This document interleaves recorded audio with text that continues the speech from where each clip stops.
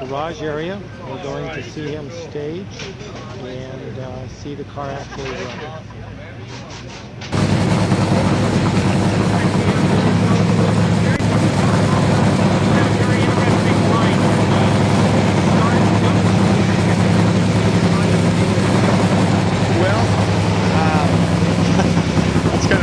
Odd question for me.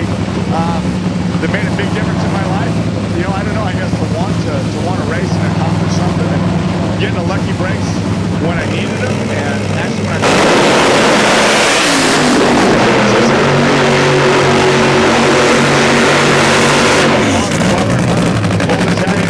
got out of line, they did it with a hand across the butt or the back of the head. So, what would you say for lessons learned if you had to do it all over today? I'd say lessons learned is to, you know, set your goals high, but you know, have a plan B. And I think the biggest thing is education.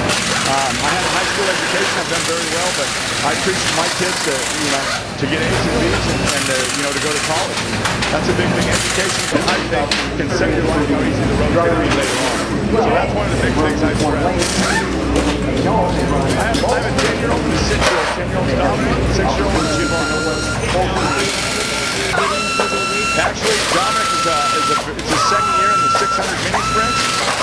Very accomplished young driver. My 6-year-old is going to start this year racing juniors and race can't go. So yeah, racing is in their blood, but they also play baseball and football. So it's not just racing like that. Actually, we didn't make any major changes. We have a few new crew guys.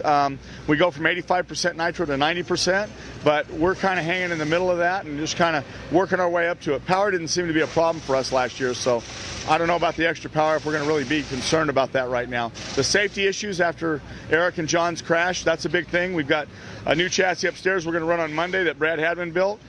And, you know, we have the old chassis from last year that's been front half that we'll probably start the season with. So not a whole lot of changes, just, you know, try to start the season not too far off from where we left it. And if I ask one other question, who's your idol?